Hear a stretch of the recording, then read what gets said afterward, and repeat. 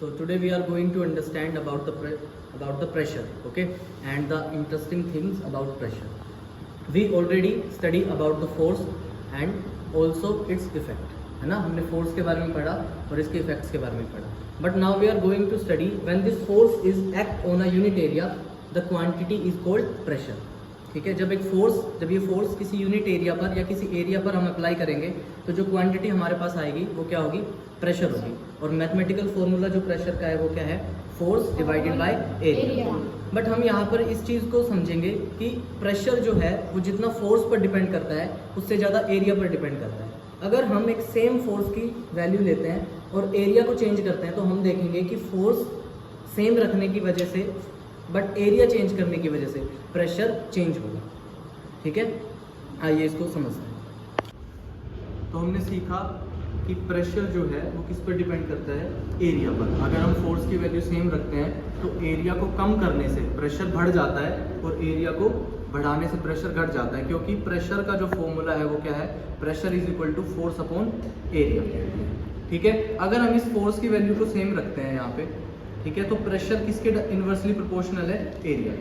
Means अगर area बहुत कम कर दिया जाए तो प्रेशर बहुत ही ज़्यादा बढ़ जाएगा और एरिया अगर ज़्यादा कर दिया जाए तो प्रेशर बहुत ही कम हो जाएगा. ठीक है. इसको हम प्रैक्टिकली समझते हैं कि कैसे हम एरिया को चेंज करके प्रेशर को भी चेंज कर सकते हैं. तो हम ये एक्सपेरिमेंट करने जा रहे हैं कि कैसे प्रेशर जो है वो किस पर डिपेंड करता है, एरिया.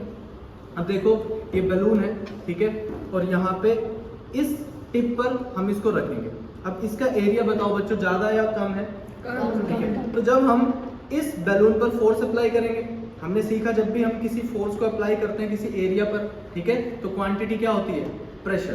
तो आइए जब हम इसको इस पर देखो प्रेस करते हैं तो एरिया कम होने की वजह से, ठीक है, एरिया कम होने की वजह से फोर्स तो बहुत कम लगाया हमने, लेकिन एरिया कम होने की वजह से प्रेशर बहुत ही ज्यादा हुआ, जिसकी वजह से बैलून फूट गया, है ना.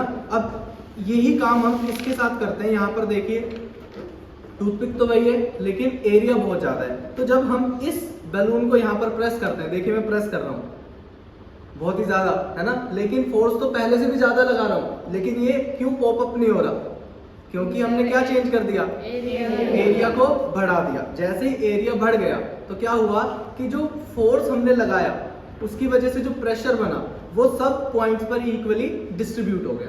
ठीक है. तो इसलिए ये बलून क्या नहीं हुआ, पॉप अप नहीं हुआ. तो ये बहुत अच्छा एक्सपेरिमेंट है जिससे हम समझ सकते हैं बहुत तेज भी अगर इसको दबाएंगे तो भी ये फूटेगा नहीं, क्योंकि क्या हो रखा है, प्रेशर इक्वली डिस्ट्रीब्यूट हो गया. ठीक है, समझ में आ रहा है ना.